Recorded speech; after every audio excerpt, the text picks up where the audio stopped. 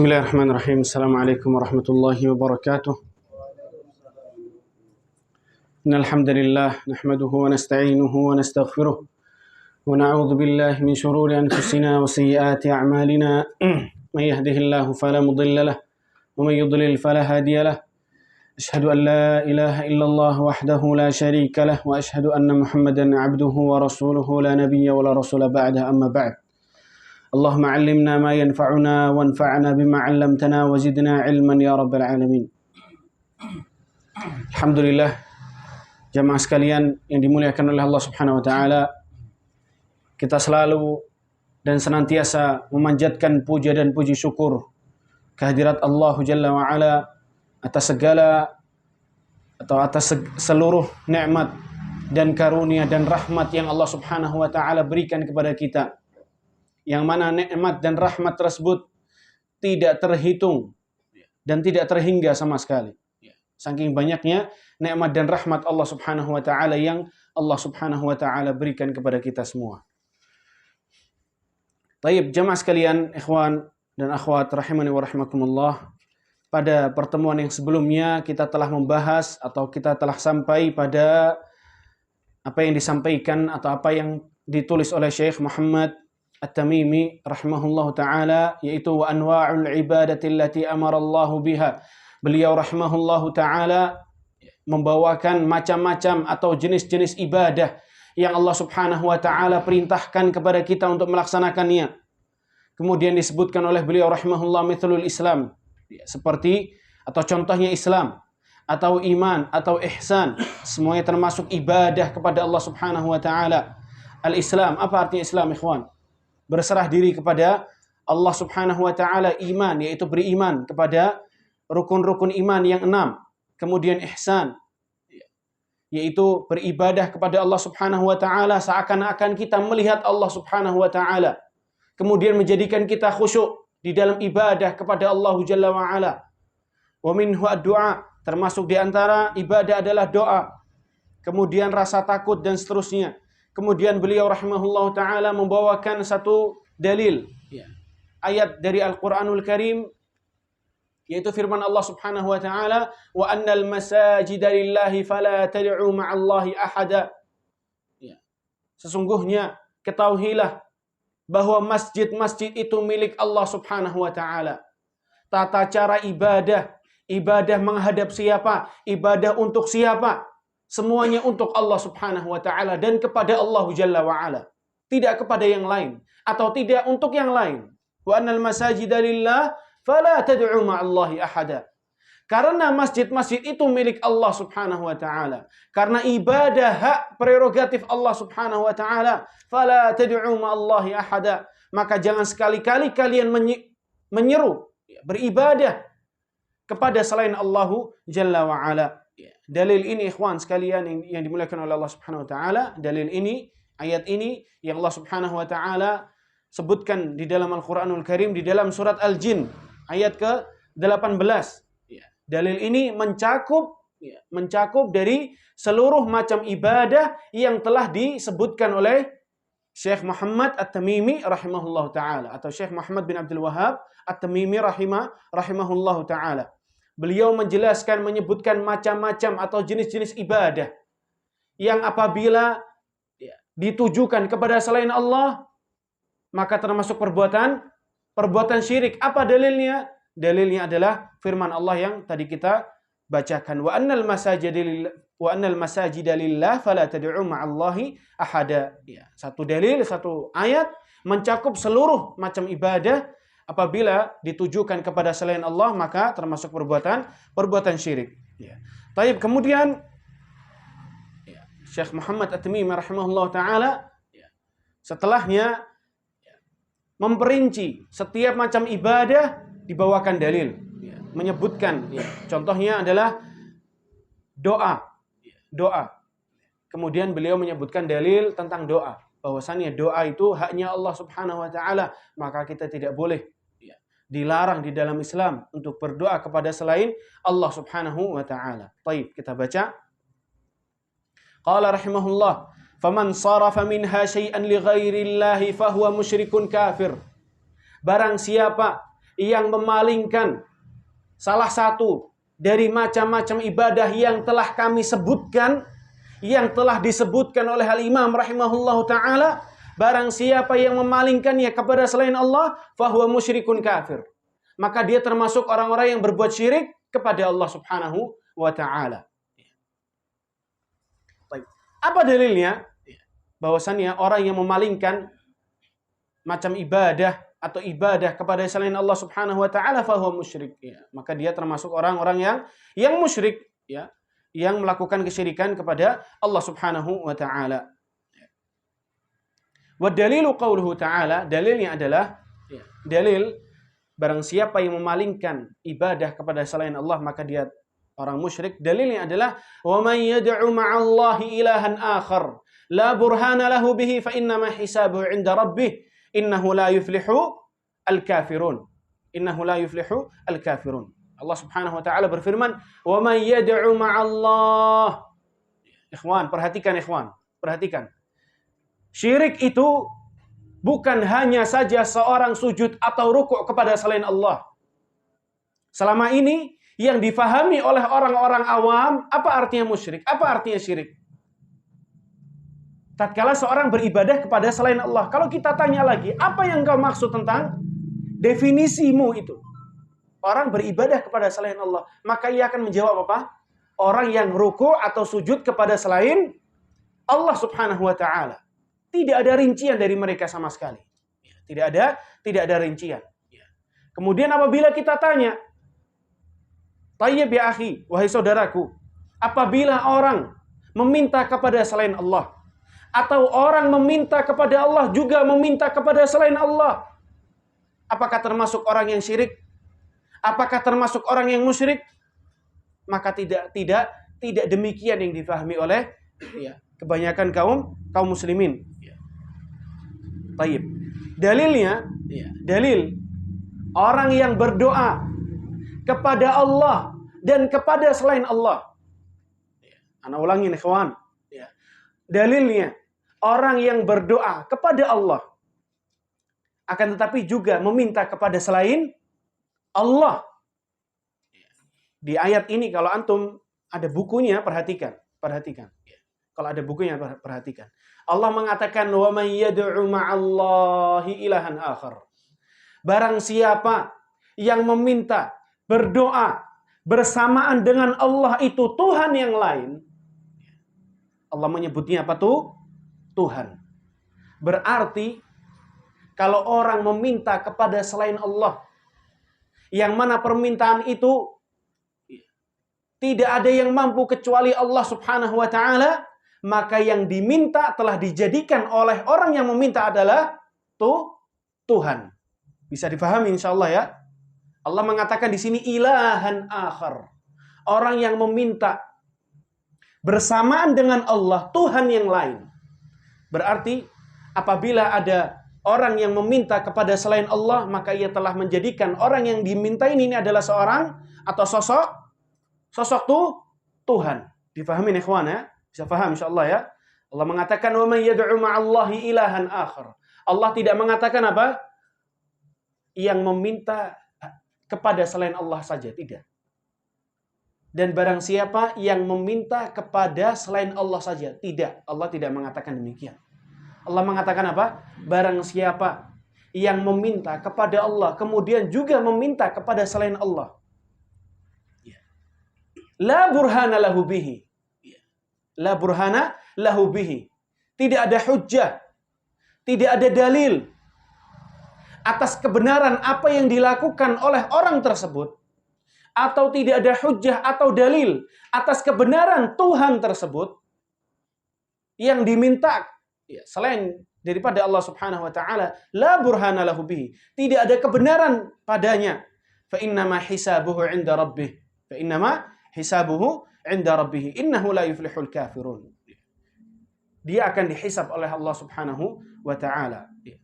Kemudian Allah subhanahu wa ta'ala mengatakan apa? Innahu la yuflihu al-kafirun. Ya, sungguhnya orang-orang kafir tidak akan selamat di sisi Allah subhanahu wa ta'ala. Mereka tidak akan selamat. Di dalam ayat ini Allah mengatakan innahu la yuflihu al-kafirun. Tidak akan selamat orang-orang yang melakukan kekufuran. Tidak akan selamat. Agamanya tidak akan selamat. Dunia dan akhiratnya pun tidak akan selamat. Allah mengatakan apa? Al-kafirun. Maka maksud daripada ayat ini adalah barang siapa yang meminta bersamaan dengan Allah itu sosok lain, maka ia termasuk orang-orang yang melakukan kekufuran kepada Allah Subhanahu wa taala. Dan ini subhanallah terjadi atau tidak, ikhwan? Terjadi. Meminta kesembuhan contohnya, meminta keturunan, yang sering ana sebutkan apa? Meminta keberkahan. Minta apa? Keberkahan. Tatkala orang awam atau apabila ada orang awam yang jahil dalam permasalahan tauhid, dia tidak faham bahwasannya keberkahan itu hak Allah Subhanahu wa taala semata. Karena barokah itu datangnya dari Allah, maka kita tidak boleh menyematkan keberkahan kecuali atas dasar dalil dari Al-Quran maupun sunnah Nabi SAW bahwa hal tersebut diberkahi oleh Allah Subhanahu wa taala. Dan keberkahan karena haknya Allah Subhanahu wa taala, maka tidak boleh seorang itu meminta kepada selain Allah Subhanahu wa taala. Tatkala ada seorang yang mungkin belum mengerti atau jahil dari permasalahan tauhid, tatkala bertemu dengan orang yang mungkin paras wajahnya, ada keturunan, asal pakai peci, biasanya dimintain apa, ikhwan? Dimintain apa? Keberkahan. Dan ini termasuk perbuatan syirik kepada Allah Subhanahu wa taala. Baik. Wa fil hadits. Baik, sebelumnya di dalam ayat ini, dalam surat Al-Mu'minun yang tidak membawa buku, silahkan ditulis ayatnya ya. Ayat yang barusan kita bahas atau kita baca tadi dalam surat Al-Mu'minun ayat 117. Al-Mu'minun ayat 117. Ini juga dalil atau bantahan terhadap orang-orang yang menjadikan sosok tertentu wasilah antara dirinya dengan Allah Subhanahu wa taala. Baik, di dalam ayat ini Allah Subhanahu wa taala mengatakan fa innama hisabuhu 'inda rabbih. Fa innama hisabuhu 'inda rabbih. Hisabnya dia, hitungannya dia di sisi Allah Subhanahu wa taala. Maksudnya apa? Maksudnya nasibnya dia baik surga atau neraka itu di sisi Allah Subhanahu wa taala. Ya. Ini juga dalil bahwa kita boleh mengatakan bahwa perbuatan tertentu itu syirik atau tauhid, keimanan atau kekufuran. Hanya batasan itu saja. Adapun memvonis seseorang masuk surga, memvonis orang masuk neraka, maka itu haknya Allah Subhanahu wa ta'ala. Fa innama hisabuhu 'inda rabbih. Ya, hisabnya dia, hitungannya dia, nasibnya dia nanti kalau di akhirat itu di sisi Allah Subhanahu wa ta'ala. Bukan tugas kita. Ya. Mengatakan bahwa fulan di surga, fulan di neraka, itu bukan tugas kita. Ya. Maka itu kembali kepada Allah Subhanahu wa ta'ala. Baik. Kemudian Syekh Muhammad rahimahullah ta'ala membawakan hadis yang menunjukkan atau dalil bahwa doa itu haknya Allah Subhanahu wa taala. Maka tidak boleh dilarang seorang muslim berdoa meminta kepada selain Allah Subhanahu wa taala. Beliau membawakan hadis yang diriwayatkan atau hadis ini ada lafaz yang lain yang lebih sahih daripada hadis yang dibawakan oleh Syekh Muhammad bin Abdul Wahhab rahimahullah taala. Beliau membawakan hadis yaitu sabda Nabi sallallahu alaihi wasallam, "Ad-du'a'u mukhul ibadah." Ya, doa artinya adalah doa intisari daripada ibadah. Doa itu intisari daripada ibadah. Ya. Baik. Sedikit pelajaran tentang hadis, ikhwan. Sedikit pelajaran tentang hadis. Lafaz hadis yang dibawakan oleh Syekh Muhammad rahimahullah ta'ala, lafaznya apa? Ad-du'a'u mukhul ibadah. Mukh itu kalau di dalam bahasa Arab artinya otak. Artinya otak. Dan otak adalah inti daripada badannya manusia. Yang punya bukunya diperhatikan. Ad-du'a'u mukhul ibadah. Artinya intisari daripada ibadah. Hadis ini tidak lebih sahih daripada hadis yang lain. Yang maknanya kurang lebih sama. Lafadznya berbeda. Yaitu sabda Nabi SAW, ad-du'a'u huwal ibadah. Bedanya apa di situ, akhi? Apa? Huwa. Betul ya? Kalau di situ apa? Mukhul ibadah. Betul? Mukh. Hadis yang sahih, hadis lain yang lafadznya lebih sahih adalah sabda Nabi SAW, ad-du'a'u huwal ibadah. Artinya sama. Doa adalah ibadah. Atau doa adalah intisari daripada ibadah. Tayyib. Kemudian mungkin timbul pertanyaan, Ustaz, kalau maknanya sama, kenapa lafadz ini harus didhaifkan? Kenapa lafadz ini harus disahihkan? Padahal maknanya sama. Cuma beda satu kata saja. Yang ini huwa ad-du'a'u huwa al-ibadah. Hadis ini yang disebutkan oleh Syekh Muhammad Tamimi rahimahullah ta'ala, ad-du'a'u mukhul ibadah. Cuma berbeda satu kata saja. Begitulah hadis Nabi SAW. Begitulah keistimewaan kaum muslimin. Mereka betul-betul spesifik memurnikan ajaran Islam, memurnikan hadis-hadis Nabi SAW. Meskipun itu berbeda hanya satu kata saja. Maknanya sama. Katanya berbeda. Kalimatnya berbeda. Maka tatkala kalimat yang berbeda itu dhaif, maka tetap harus didhaifkan. Maka tetap harus dilemahkan derajat hadisnya. Baik. Ad-du'a'u wal ibadah. Ad-du'a'u wal ibadah. Doa adalah intisari daripada ibadah. Intisari daripada ibadah. Seperti sholat misalnya. Sholat, definisi sholat dalam bahasa, apa artinya? Ada yang tahu, ikhwan? Kalau definisi sholat dalam syariat atau dalam istilah, ya lain lagi. Yang memiliki gerakan tertentu, bacaan tertentu, yang dimulai dengan Al-Fatihah, yang dimulai dengan takbiratul ihram, yang diakhiri dengan salam. Itu definisi sholat dalam syariat, dalam istilah. Ada lagi definisi sholat dalam bahasa, apa artinya? Doa. Definisi salat di dalam bahasa apa artinya? Doa.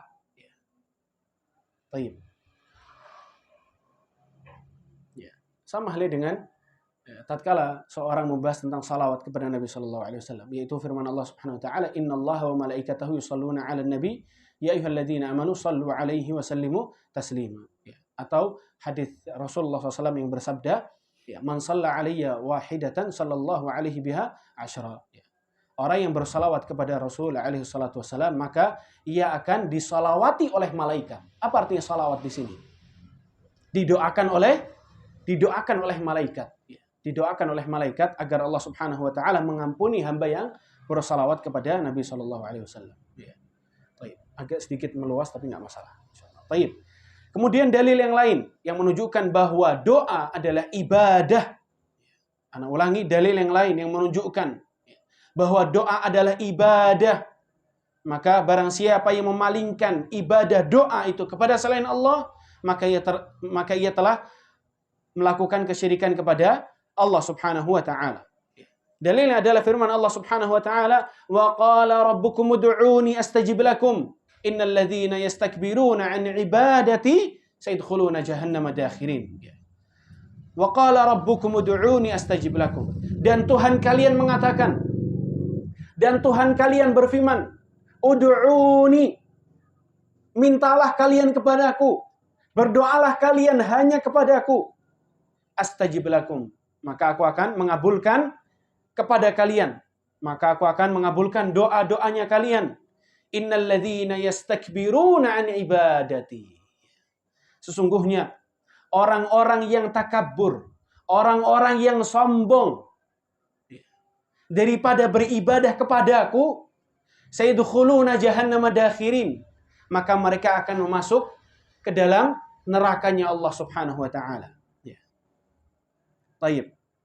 sedikit akan ana rinci daripada ayat ini. Baik.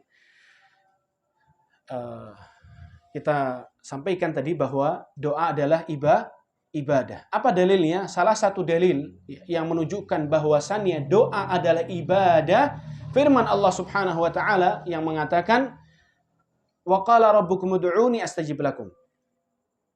Rabb kalian, Tuhan kalian mengatakan, memintalah, berdoalah kepadaku, maka aku akan mengabulkan kalian.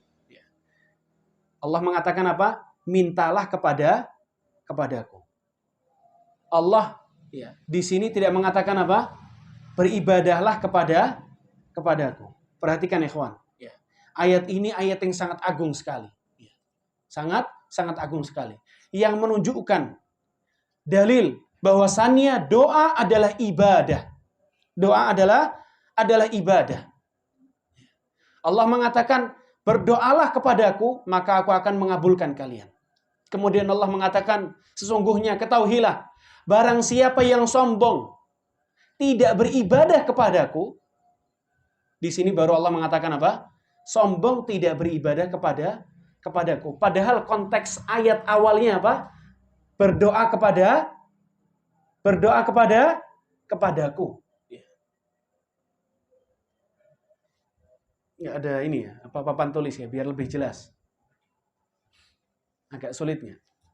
Soalnya ada beberapa ikhwan yang nggak bawa kitab, jadi agak lebih jelas.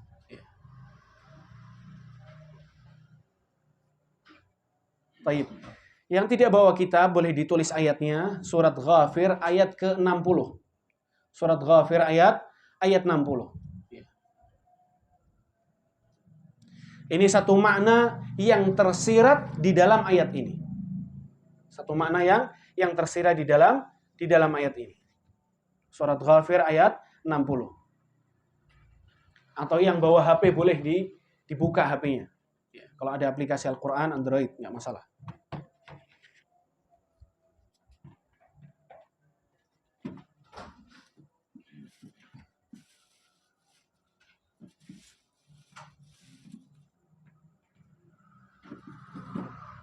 Baik.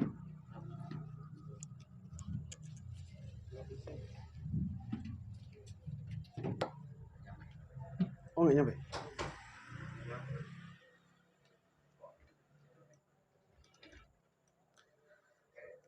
Baik. Kalau bawa HP bisa dibuka ikhwan, biar lebih jelas. Biar lebih jelas. Karena ini maknanya dalam. Ya. Suratnya apa, tersiratnya apa. Baik. Oh, baik. Allah Subhanahu wa taala berfirman di dalam surat Ghafir ayat 60. Wa qala rabbukum ud'uni madza? Astajib lakum.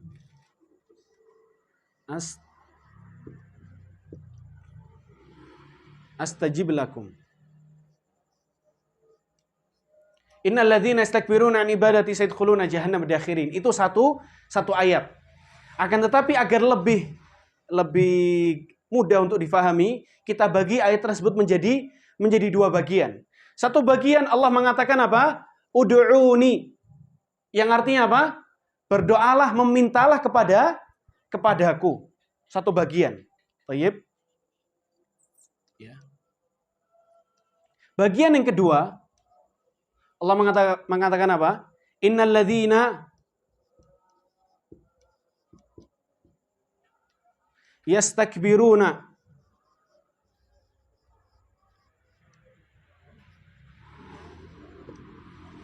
sesungguhnya orang-orang yang menyombongkan diri untuk tidak beribadah kepadaku, yastakbiruna an ibadati. Seterusnya. Baik. Ada dua kata yang akan Ana tekankan, yang ingin Ana tekankan di sini. Baik. Yang pertama, bagian pertama Allah mengatakan apa? Berdoalah kepadaku. Ana ulangin ikhwan. Ayat ini dalil menunjukkan bahwasannya doa adalah ibadah. Kalau antum bicara sama orang, ya akhi, wahai saudaraku, doa itu adalah ibadah. maka kita tidak boleh meminta berdoa kepada selain Allah. Apa dalilnya? Ini dalilnya. Sesungguhnya orang-orang yang menyombongkan diri dari beribadah kepadaku, padahal satu ayat. Seharusnya apa? An du'ai. Sesungguhnya orang-orang yang menyombongkan diri untuk tidak meminta kepadaku. Seharusnya itu. Ya, betul atau tidak, ikhwan? Akan tetapi Allah mengatakan apa? Sungguhnya orang-orang yang menyombongkan diri daripada beribadah kepadaku. Ini menunjukkan bahwasannya doa adalah ibadah. Bisa dipahami Pak ya? Ya. Yang bawa buku dilihat, yang bawa HP bisa dilihat juga. Yastakbiruna ud'uni astajib lakum.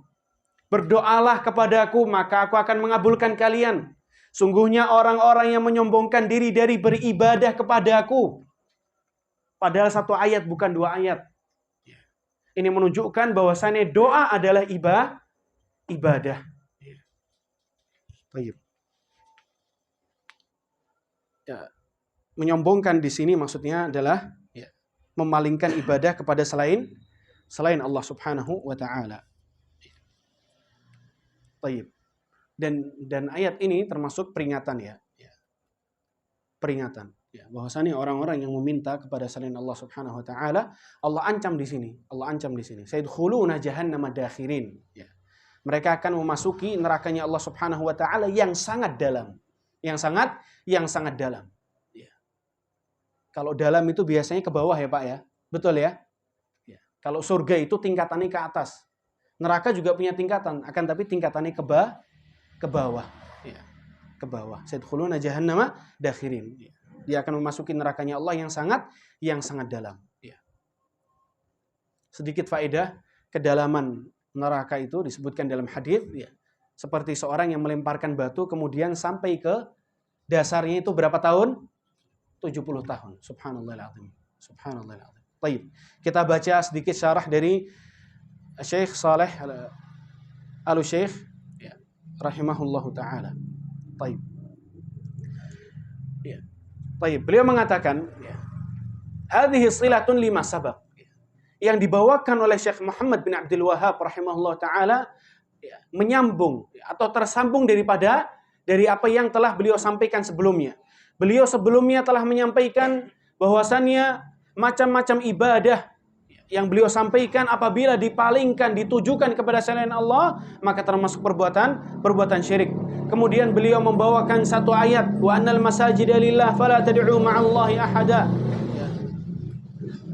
Ayat ini sifatnya umum, global, mencakup seluruh ibadah. Barang siapa yang memalingkan ibadah, apapun ibadahnya, kepada selain Allah, maka itu termasuk perbuatan syirik. Kemudian beliau ya, merinci ibadah-ibadah atau macam-macam ibadah yang beliau sebutkan. Setiap macam ibadah, setiap jenis ibadah, beliau sebutkan dalilnya. Sebelumnya beliau menyebutkan salah satu jenis ibadah adalah doa. Kemudian beliau sebutkan dalil bahwasannya doa itu adalah ibadah. Salah satunya ayat yang barusan kita baca atau kita jelaskan. Tapi beliau mengatakan wa anna kulla ma'budin siwallah fa inna ibadatuhu batil.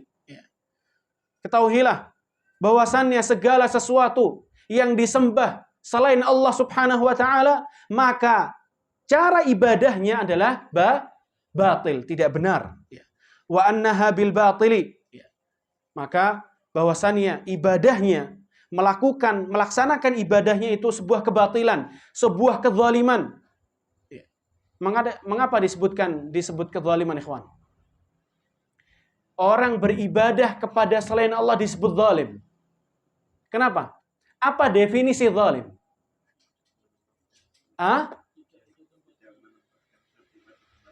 Mumtaz. Wad'u syai'i fi ghairi mawdi'ihi. Ya. Menempatkan sesuatu tidak pada tempatnya itu kezaliman. Tatkala seseorang bermaksiat kepada Allah, maka ia telah menzalimi dirinya. Sama dengan orang yang beribadah kepada selain Allah Subhanahu wa taala, maka sejatinya ia telah melakukan kezaliman. Baik. Fallah Subhanahu wa taala huwa alladhi yastahiqqul ibadah wahdah. Maka hanya Allah Subhanahu wa taala yang berhak, yang benar untuk diibadahi. untuk diminta pertolongan, diminta bantuan dan seterusnya. Segala sesuatu yang manusia tidak mampu, maka apabila ditujukan kepada selain Allah, maka termasuk perbuatan syirik. Perbuatan syirik. Berbeda apabila kita meminta bantuan, akhi, tolong ambilkan ini, itu tidak termasuk dalam pembahasan ini. Taib. Fala taj'alu lillahi andada wa antum ta'lamun. Allah Subhanahu wa taala mengatakan fala taj'alu lillahi andada wa antum ta'lamun. Jangan sekali-kali kalian menjadikan selain Allah Subhanahu wa taala itu sekutu. Sederajat dengan Allah Subhanahu wa taala wa antum ta'lamun. Sedangkan kalian mengetahui, mengerti bahwasannya selain Allah Subhanahu wa taala adalah makhluk. Bahwasannya selain Allah Subhanahu wa taala itu diberi izin oleh Allah Subhanahu wa taala untuk hidup, diberi rizki oleh Allah dan seterusnya. Maka yang diberi tidak berhak untuk memberi. Yang diberi oleh Allah Subhanahu wa taala tidak memiliki hak sama sekali untuk memberi. Diberi di sini ya maksudnya adalah sesuatu yang manusia itu tidak mampu. Seperti kesembuhan, seperti memberi rizki, memberi keturunan, memberi kecerdasan, kepintaran, pemahaman dan seterusnya. Memberi keberkahan juga. Apabila memintanya kepada selain Allah Subhanahu wa taala, maka termasuk perbuatan syirik ya. Tayyib. Kemudian Syekh Saleh rahimahullah taala membawakan ayat yang tadi kita bacakan, fala taj'alu lillahi andada wa antum ta'lamun. Janganlah kalian sekali-kali menjadikan selain Allah Subhanahu wa taala itu sekutu sedangkan kalian mengetahuinya. Tayyib. Kemudian beliau mengatakan wa hadha ad-da'i man'utun bi annahu la burhana lahu bihi bima fa'al wala dalil. Beliau sedikit mentafsirkan ayat yang dibawakan oleh Syekh Muhammad bin Abdul Wahhab rahimahullah taala. Syekh Saleh hafizahullah taala mengatakan wa hadha ad-da'i. Apa kata Allah Subhanahu wa taala dalam ayat yang pertama? La burhana lahu bihi. Orang yang meminta kepada selain Allah, berdoa kepada selain Allah itu tidak memiliki dalil sama sekali. Tidak memiliki hujjah, tidak ada kebenaran atas apa yang ia lakukan. Kata Allah Subhanahu wa taala, la burhana lahu bihi. Tidak ada kebenaran baginya. Allah mensifati di dalam ayat ini, Allah mensifati, Allah menjuluki orang yang meminta kepada selain Allah, tidak ada kebenaran baginya. Tidak ada kebenaran baginya. Atau tidak ada dalil padanya atas apa yang ia kerjakan atau atas apa yang ia lakukan. Tayyib. Kemudian dalil bahwasannya berdoa atau meminta kepada selain Allah Subhanahu wa taala termasuk perbuatan syirik, termasuk perbuatan kufur kepada Allah Subhanahu wa taala adalah dalil dari firman Allah Subhanahu wa taala, innahu la yuflihul kafirun. Innahu la yuflihu al-kafirun. Kata Allah Subhanahu wa taala, barang siapa yang meminta kepada selain Allah Subhanahu wa taala, maka sungguhnya orang-orang kafir, orang-orang yang melakukan kekufuran kepada Allah Subhanahu wa taala tidak akan selamat. Agamanya tidak akan selamat, dunia dan akhiratnya juga tidak akan selamat. Ini dalil bahwasannya orang yang berdoa kepada selain Allah Subhanahu wa taala, maka ia telah melakukan kekufuran kepada Allahu Jalla wa Ala. Tayyib. Kemudian Syekh rahimahullah taala mengatakan, faman sarafa minha syai'an li ghairillahi fahuwa musyrikun kafir. Barang siapa yang memalingkan dari macam-macam ibadah tersebut, maka ia telah melakukan kesyirikan dan kekufuran kepada Allah Subhanahu wa taala. Yang dimaksudkan kesyirikan di sini adalah syirik besar, bukan syirik kecil. Maka orang yang berdoa meminta kepada selain Allah Subhanahu wa taala, maka ia telah sejatinya ia telah melakukan kesyirikan, syirik yang besar. Yuridu asyirkal akbar alladhi yukhriju minal millah. Yang bisa jadi apa yang ia lakukan, apa yang ia amalkan mengeluarkan dirinya dari agama Islam. Mengeluarkan seseorang dari agama Islam bukan tugas kita. Bukan tugas kita. Akan tetapi Allah Subhanahu wa taala di dalam ayat ini mengancam. Konteksnya apa ikhwan? mengancam, memperingati. Seakan-akan Allah mengatakan, hati-hati wahai muslim. Sungguhnya orang yang berdoa kepada selain Allah Subhanahu wa taala, dia bisa jadi telah keluar dari agama Islam. Bisa dipahami ya Pak ya? Bukan tugas kita. Kalau kita melihat orang yang meminta kepada selain Allah, kemudian kita tunjuk dia telah keluar dari Islam. Bukan gitu. Bukan gitu. Ya. Akan tetapi ini menjadi ancaman. Peringatan bagi setiap muslim. Orang yang meminta kepada selain Allah bisa masuk di dalam ayat ini. Innahu la yuflihul kafirun. Tidak akan selamat orang-orang yang kafir. Artinya orang yang berdoa kepada selain Allah bisa jadi ia telah keluar dari agama Islam. Zahirnya, adapun kita sebagai muslim, kita menghukumi muslim yang lain dengan zahirnya, dengan nampaknya. Ya, dia masih muslim, kita katakan dia masih Islam. Ya. Tayyib. Fa kullu syai'in sahha 'alaihi qaidul ibadah fa inna sarfahu li ghairillahi syirkun. Maka segala sesuatu yang kita katakan bahwasannya itu adalah ibadah, maka apabila dipalingkan kepada selain Allah Subhanahu wa taala, ditujukan kepada selain Allah Subhanahu wa taala, maka itu termasuk perbuatan syirik ya. Mithlu nida'il mauta. Ya. Contohnya adalah meminta kepada orang-orang yang sudah mati. Ya. Meminta kepada orang-orang yang sudah mati. Ini terjadi atau tidak, ikhwan? Terjadi enggak? Meminta kepada orang yang mati. Kalau kita tanya kepada orang-orang yang meminta di kuburan, ya. Kalau kita tanya, apakah kamu itu minta kepada ahli kubur? Dia bilang apa? Tidak minta. Ya. Akan tetapi biasanya mereka punya wirid-wirid tertentu yang mereka mungkin tidak paham bahasa Arabnya. Yang kalau kita artikan bahasa Arabnya itu, maka artinya apa? Kami datang ke sini untuk meminta kepada kalian. Ya. Coba antum perhatikan. Kalau biasanya tulisan itu terpampang di kuburan orang-orang yang besar, orang-orang yang besar. Ya. Seperti misalnya kalau datang ke salah satu orang keturunan yang besar, ya, Anda nggak usah sebutkan ya kalimatnya ya, orang yang keturunan kemudian besar, ya, dikatakan wali, biasanya di kuburannya terpampang tulisan yang besar. Tulisannya itu banyak, tulisannya seperti puisi, seperti syair. Ya. Di situ salah satu kalimat yang disebutkan apa? Yang tertulis di situ apa? Ji'nakum, qasadnakum, wa talabnakum. Kami datang ke sini bermaksud untuk kalian, atau bermaksud kepada kalian dan meminta kepada kalian. Ya, subhanallah. Akan tapi biasanya orang-orang itu tidak paham. Baik. Seperti meminta kepada orang-orang yang telah wafat. Au nidaul ghaibin, meminta kepada orang-orang yang tidak hadir di situ. Dia ada di mana?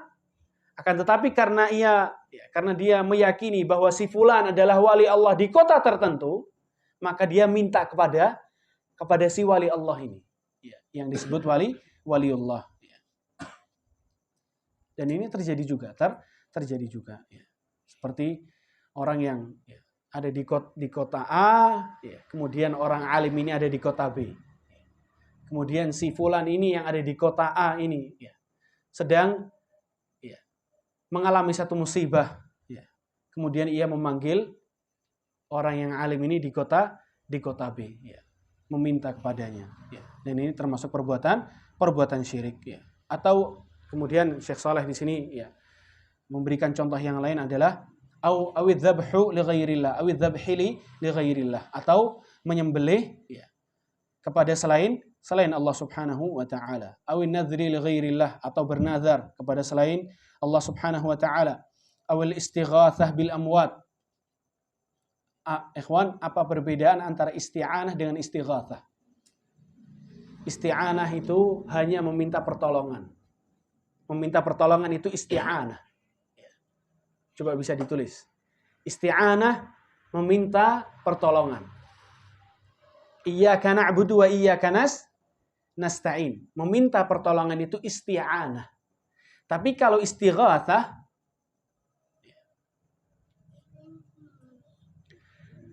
meminta pertolongan di saat-saat sempit atau di saat-saat yang genting, itu istighatsah. meminta pertolongan di saat-saat yang genting itu namanya istighatsah. Tayyib. Oleh karenanya di peperangan Badar sebelum sebelum Rasulullah Shallallahu Alaihi Wasallam berperang menghadapi kaum musyrikin, sebelum peperangan itu terjadi, Rasulullah Shallallahu Alaihi Wasallam terlebih dahulu meminta kepada Allah Subhanahu Wa Taala, berdoa dengan doa yang sangat panjang sampai selendangnya beliau Shallallahu Alaihi Wasallam terjatuh. Beliau berdoa, kemudian Abu Bakar radhiyallahu anhu juga berdoa. Kemudian kejadian ini, doanya Rasulullah Shallallahu Alaihi Wasallam kepada Allah Subhanahu Wa Taala diabadikan di dalam Al-Quran, dan Allah Subhanahu Wa Taala membahasakannya dengan ittastaghitsuna rabbakum, membahasakannya dengan istighatsah. Mengapa Rasulullah Shallallahu Alaihi Wasallam beristighatsah, meminta pertolongan di saat-saat yang sempit? Karena pasukannya Rasulullah SAW cuma ada beberapa? 300-an, 311, 12 atau 13 orang pasukan. Sedangkan pasukannya kaum musyrikin ada berapa? 1000 pasukan. Satu banding 3. Sampai Rasulullah SAW beristighatsah kepada Allah Subhanahu Wa Taala. Taib. Yang berikutnya, kita sudah bahas bahwasannya doa adalah ibadah. Kemudian kita sebutkan dalil 2 daripada Al-Quranul Karim dan 1 dari hadis Nabi Shallallahu Alaihi Wasallam yang menunjukkan bahwasannya doa adalah ibadah. Kemudian Syekh Muhammad rahimahullah taala menyebutkan, mengatakan, wa dalilul khawfi qauluhu ta'ala, dalil bahwasannya rasa takut adalah ibadah. Perhatikan ikhwan. Rasa takut adalah ibadah. Apa dalilnya? Kata Allah Subhanahu Wa Taala, "Fala takhafuhum wa khafuni in kuntum mu'minin." Janganlah kalian takut kepada mereka, akan tetapi takutlah kepadaku apabila kalian termasuk orang-orang mukmin. Baik, kita bahas. Ba'da dzalika syara'a al-muallif rahimallahu ta'ala fi bayani adillati kauni tilkal masail allati dzakara min al-ibadat. Setelahnya Syekh Muhammad bin Abdul Wahhab rahimahullahu ta'ala menyebutkan dalil bahwasannya rasa takut adalah ibadah. Dalilnya firman Allah Subhanahu wa ta'ala di dalam surat Ali Imran ayat 185. Kalau ada orang yang tanya misalnya bahwa apa dalilnya bahwasannya rasa takut adalah ibadah? Apa dalilnya? Firman Allah Subhanahu wa taala di dalam surat Ali Imran ayat 185. Fala takhafuhum wa khafuni in kuntum mu'minin. Janganlah kalian takut kepada mereka, akan tetapi takutlah kepadaku apabila engkau mukmin. Baik. Wahia fi hadhil mas'alah ala naw'ain. Kemudian Syekh Saleh hafizahullah taala merinci maksud daripada firman Allah Subhanahu wa taala bahwasannya rasa takut termasuk ibadah kepada Allah Subhanahu wa taala. Yang pertama adalah an yastadilla bidalil yuthbitu kauna tilkal mas'alati minal ibadah. Beliau Syekh Muhammad bin Abdul Wahhab rahimahullah taala membawakan dalil bahwasannya rasa takut termasuk ibadah, maka barang siapa yang menunjukkan atau memalingkan rasa takut itu kepada selain Allah Subhanahu wa taala, maka termasuk orang yang melakukan kesyirikan kepada Allah Subhanahu wa taala. Baik. Adapun yang kedua,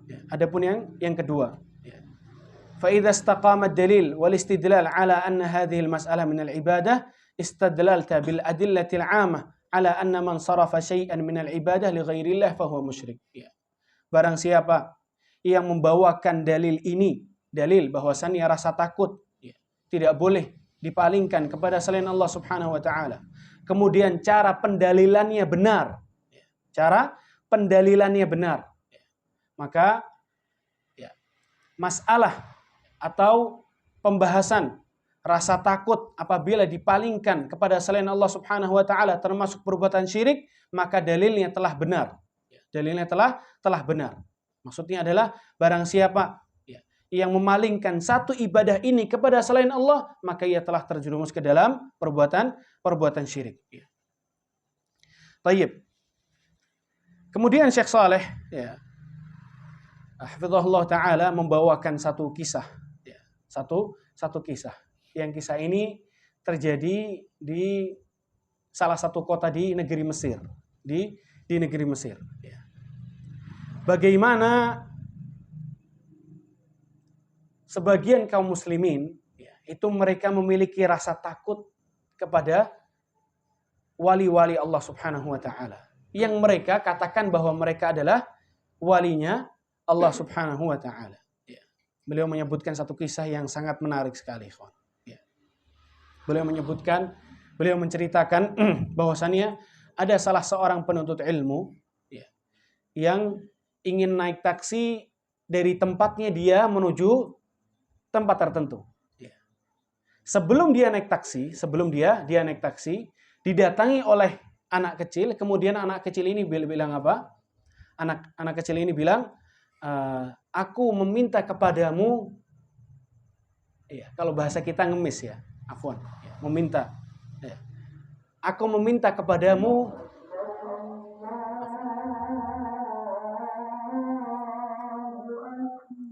Allahu Akbar, Allahu Akbar. Tapi kita lanjutkan setelah azan sebentar.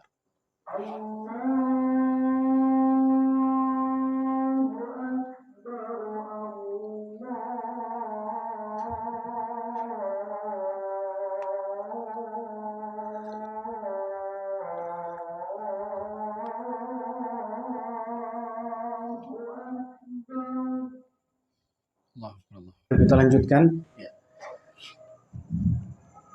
Syekh Saleh hafizahullah taala membawakan sebuah cerita bahwa ada salah seorang talibul ilm, penuntut ilmu di Mesir. Tatkala ia ingin naik taksi, ada anak kecil yang mendatanginya kemudian mengatakan, "Wahai saudaraku, aku meminta rizki atas nama Badawi." Atas nama Badawi. Atas nama Badawi. Badawi, kuburannya itu di Mesir, kurang lebih besarnya itu hampir satu masjid, ikhwan. Subhanallah. Subhanallah.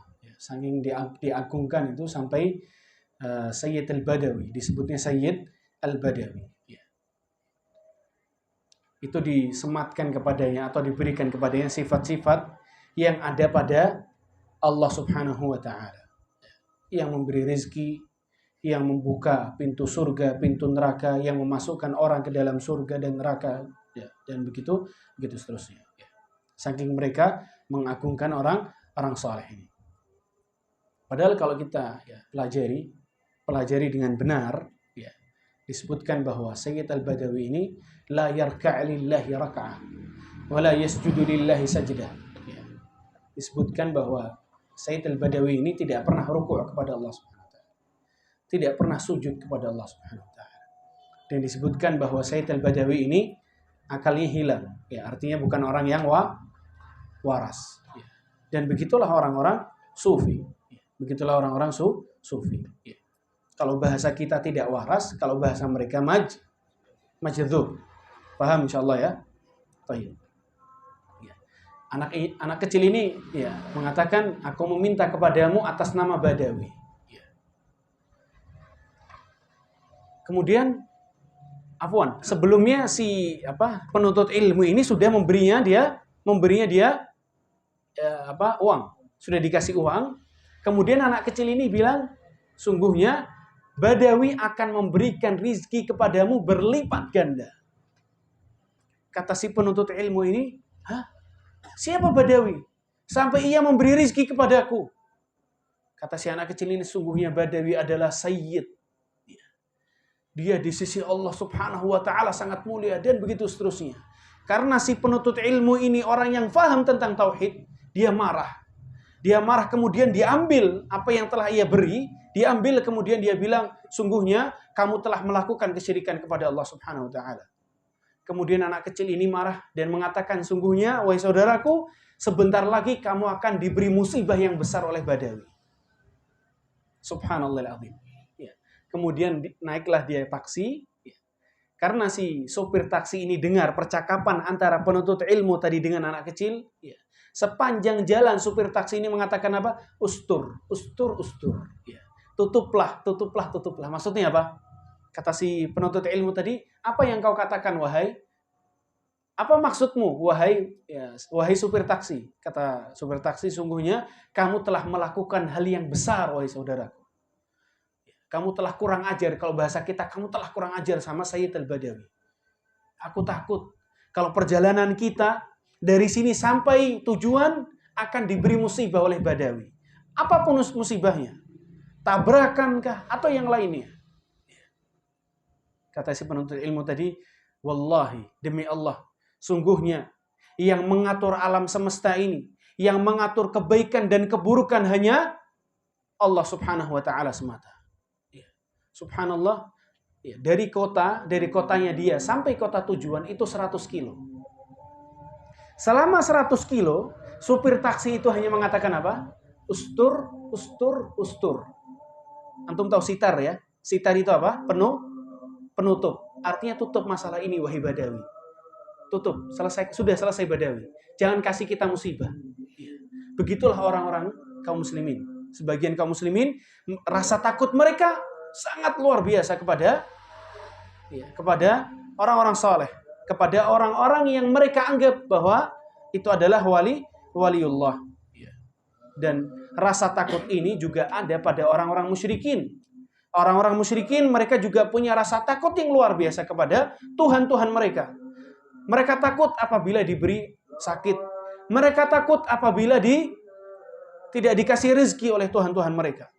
Mereka takut apabila dikasih musibah oleh Tuhan-Tuhan mereka. Ya. Tapi kita cukupkan, kita akan lanjutkan sedikit insyaallah ba'dal isya. Ya. Billahi taufiq wal hidayah, subhanakallahumma bihamdika asyhadu an la ilaha illa anta astaghfiruka wa atubu ilaik. Wassalamualaikum warahmatullahi wabarakatuh.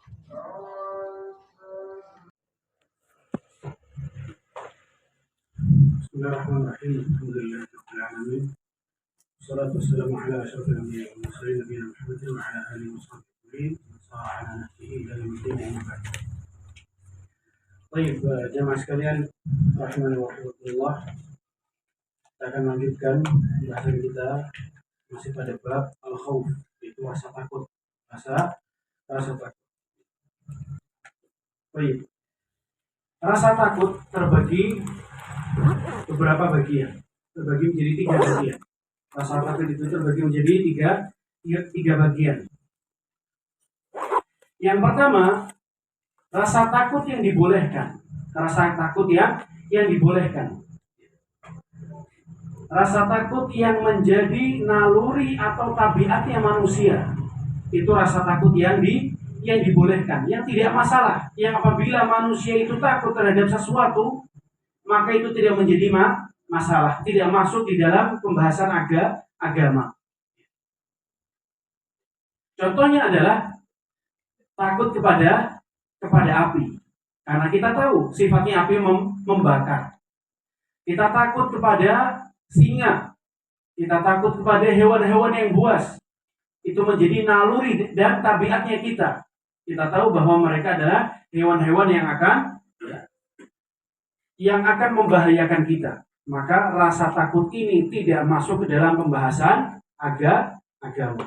Tidak masuk ke dalam pembahasan yang dilarang oleh syariat.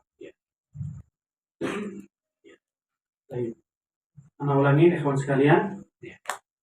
Rasa takut itu terbagi menjadi tiga bagian. Ada 3 macam rasa takut itu. Yang pertama, rasa takut yang dibolehkan, yang menjadi naluri atau tabiatnya manusia, yang takut kepada sesuatu yang membahayakan. Yang apabila ada orang yang takut terhadap sesuatu yang membahayakan, maka tidak menjadi masalah. Contohnya seseorang takut kepada api, yang mana naluri kita, tabiatnya kita mengetahui sifatnya api adalah membakar. Takut kepada hewan-hewan yang buas. dan seterusnya. Maka apabila ada orang yang takut kepada hal-hal yang membahayakan, yang menjadi naluri dan tabiatnya manusia, maka tidak masalah. Tidak masalah. Itu takut yang dibolehkan. Apa dalilnya? Dalilnya adalah kisah Nabi Musa alaihissalam. Kisah Nabi Musa alaihissalam tatkala diganggu atau bahkan diusir oleh Fir'aun dari negeri Mesir. Fakharaja minha khaifan yataraqqab. Tatkala Nabi Musa ingin keluar dari Mesir, kabur dari Mesir, Nabi Musa keluar dari negeri Mesir dengan rasa takut. Yataraqqab, pelan-pelan dia. Tengok kanan, tengok kiri, jangan sampai tentara yang Fir'aun itu melihat Nabi Musa. Khaifan yataraqqab. Allah mengatakan bahwasanya Nabi Musa alaihissalam tatkala keluar dari negeri Mesir, keluar dengan rasa takut. Takut kepada orang yang akan membahayakan dirinya, maka ini tidak masalah. Baik. Yang kedua, rasa takut yang termasuk kesyirikan kepada Allah Subhanahu wa taala. Rasa takut yang termasuk kesyirikan kepada Allah Jalla wa ala.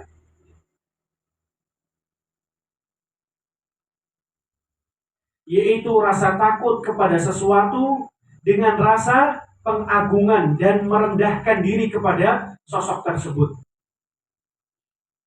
Kita takut kepada api. Apakah kemudian kita mengagungkan api? Kita takut kepada hewan-hewan buas. Kita takut misalnya kepada tentara-tentara yang akan membahayakan kita. Apakah rasa takut kita dengan pengagungan kepada mereka? Atau tanpa pengagungan? Tanpa pengagungan. Betul ya Pak? Kita tidak mengagungkan singa, kita tidak mengagungkan hewan-hewan yang buas yang membahayakan manusia, kita juga tidak mengagungkan api yang membahayakan juga. Akan tetapi apabila rasa takut itu dengan merendahkan diri, merendahkan hati, dengan rasa tunduk, dengan rasa pengagungan, maka rasa takut tersebut termasuk rasa takut yang syirik kepada Allah Subhanahu wa taala. Contohnya kisah tadi. Seseorang yang takut kepada si mayit. Kepada si mayit. Apa daya si mayit ini? Apa kekuatan si mayit ini?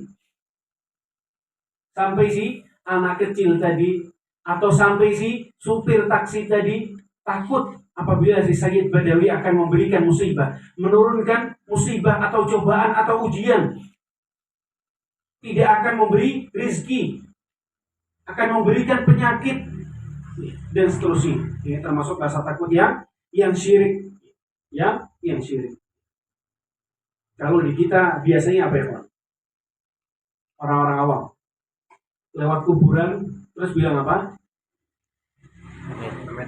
Amin. Nah, ini termasuk rasa takut kepada setan. Kita tidak tahu setan ini apa wujudnya, dia ada atau enggak di lokasi tersebut, kita nggak tahu. Dan setan adalah makhluk yang sangat lemah. Tipu daya wanita lebih besar daripada tipu daya setan. Dan takut kepada setan termasuk syirik kepada Allah Subhanahu wa taala. Baik. Macam yang ketiga atau jenis rasa takut yang ketiga adalah rasa takut yang diharamkan.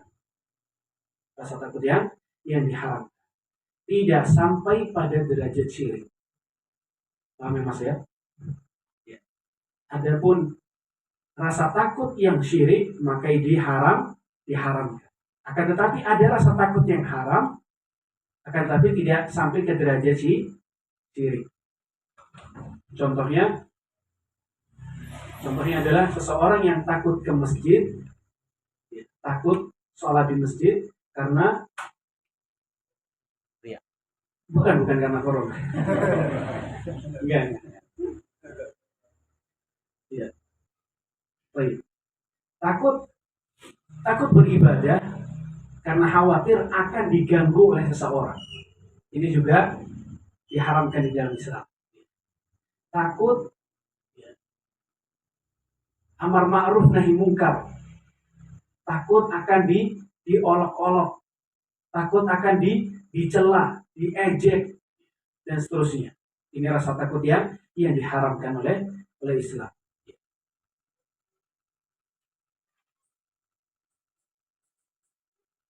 Baik. Apa dalilnya bahwa rasa takut seperti ini adalah rasa takut yang diharamkan oleh Islam? Yaitu firman Allah Subhanahu wa taala tatkala Nabi Shallallahu alaihi wasallam bersama para sahabatnya akan bertolak ke medan perang Uhud. Medan perang Uhud.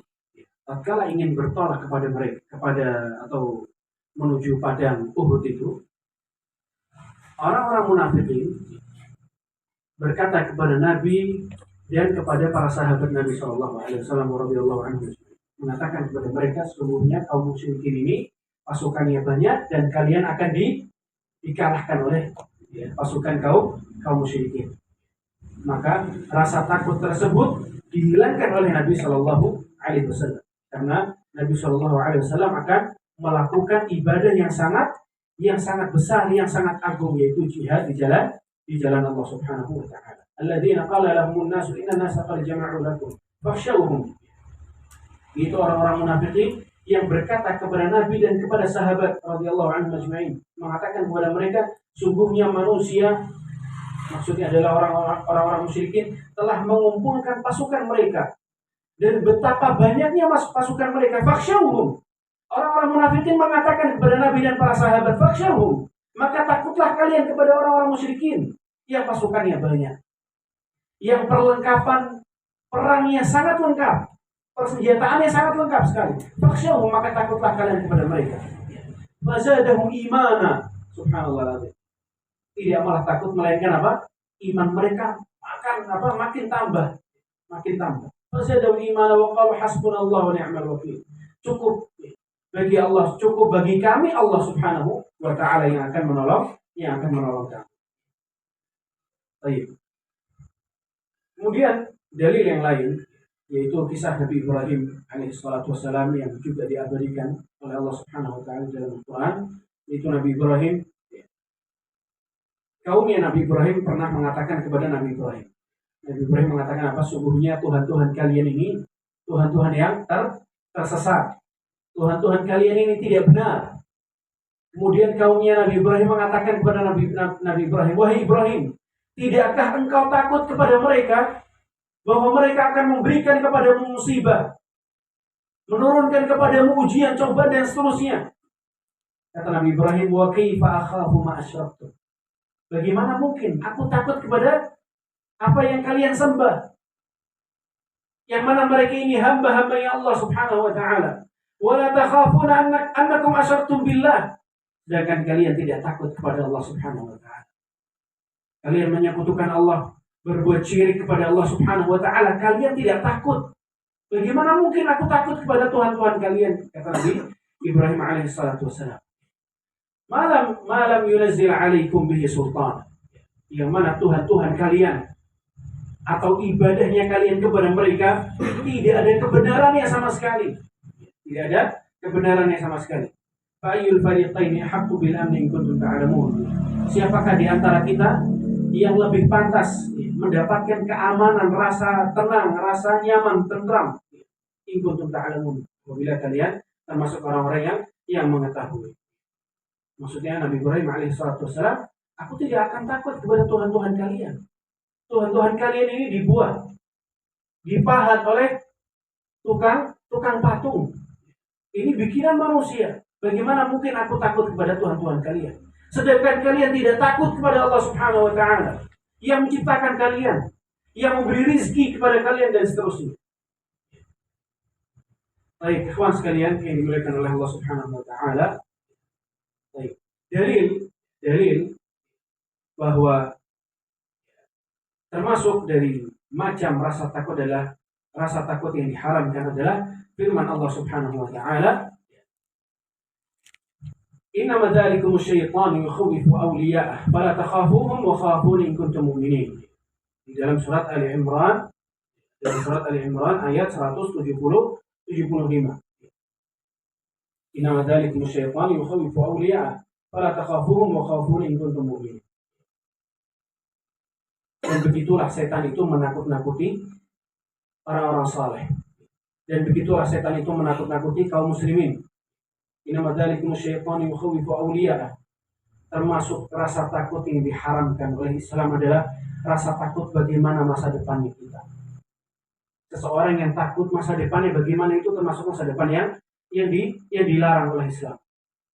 Yang dilarang oleh Islam. Bagaimana masa depanku nanti? Bagaimana masa depanku dia? Ya, terlalu takut terhadap masa depannya dia. Padahal kita diperintahkan oleh Allah Subhanahu wa taala apa? Wa qul i'malu fasayarallahu 'amalakum. Sekarang beramallah. Artinya apa? Tekunilah apa yang kamu lakukan sekarang. Jangan mikir masa depan nanti, jangan. Jangan mikir masa depan. Tekuni apa yang kita kerjakan, apa yang kita lakukan, kemudian dengan takwa dan tawakal kepada Allah Subhanahu wa taala, maka Allah Subhanahu wa taala tidak akan menyia-nyiakan masa depannya seorang hamba yang bertakwa kepada Allah Subhanahu wa taala. Mungkin sekian kajian kita pada kesempatan malam hari ini. Insyaallah kita lanjutkan pertemuan berikutnya. Semoga apa yang kita pelajari malam hari ini menjadi ilmu yang bermanfaat untuk kita semua. Amin. Subhanallahumma wa bihamdika asyhadu an la ilaha illa anta